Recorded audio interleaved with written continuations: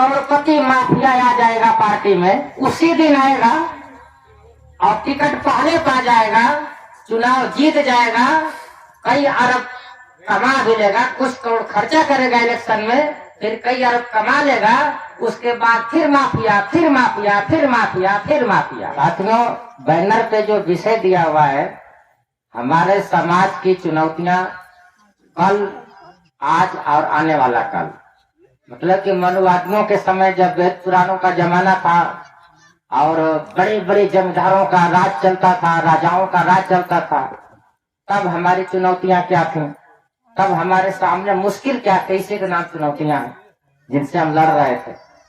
और जब उनका राज खत्म हो गया, वोट का राज आ गया, इलेक्शन का राज आ गया, तब हमारी मुश्किलें किस तरह की खड़ी हो गई। अब हमारे मुश्किल क्या है, और जब आने वाला समय आएगा आपसे 20 साल, 50 साल, 100 साल बाद या 10 साल बाद, तब मुश्किल कौन कौन सी खड़ी हो जाएगी, यही आज का विषय है। और उस बैनर पर इतने इतने विद्वान वक्ताओं के नाम है कि वो हर एक व्यक्ति अपने आप में एक संस्था जैसा है। तो वो लोग रास्ते में होंगे देर सवेर, आप जानते हैं कि लोग जानकर मान कर चल रहे हैं कि जयंती है तो 8 बजे शुरू होगी, भले 4 बजे का समय दिया हुआ है। साथियों, पीछे की जो बात है, यहाँ तमाम हमारे बुजुर्ग लोग बैठे हुए हैं, वो लोग जानते हैं कि किस तरह जमींदारों के समय में उनकी आतंक के साये में हम जी रहे थे। उस समय का जमींदार अपने घर से चिल्लाता था कि अरे फलनवा, और हमारे बाप दादा अपने सिर के नीचे हल हाँकने वाला पहना लेकर सोते थे कि जाने में देर हो जाए तो हमको मारेगा, खाल खींच लेगा। इस तरह की चैलेंजेस थे उस जमाने में। इसलिए उस समय की बात थोड़े में कहूंगा, क्योंकि ज्यादा लोग उसको भोगे हैं।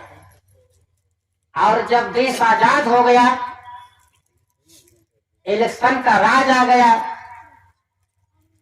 तो 20-25 साल, 40 साल तक, 1990 तक मान लीजिए, गनीमत थी कि साथी राघवेंद्र जी जैसा आदमी सड़क चट्टी पे जनता के लिए लड़ता था, लाठी खाता था, जेल जाता था, और पार्टियां उसको नोटिस लेती थी और कहते थे कि भैया तुम भले झोपड़ी में रहते हो लेकिन जनता के लिए लड़ते हो, जान देते हो, लाठी गोली खाते हो, जेल जाते हो, आओ घोसी लोकसभा से टिकट हम तुमको दे देंगे।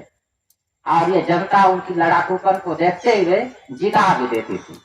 तो लड़ता हुआ आदमी नेता बन जाता था, भले वो चंदा मांगकर नामांकन करने जाता था।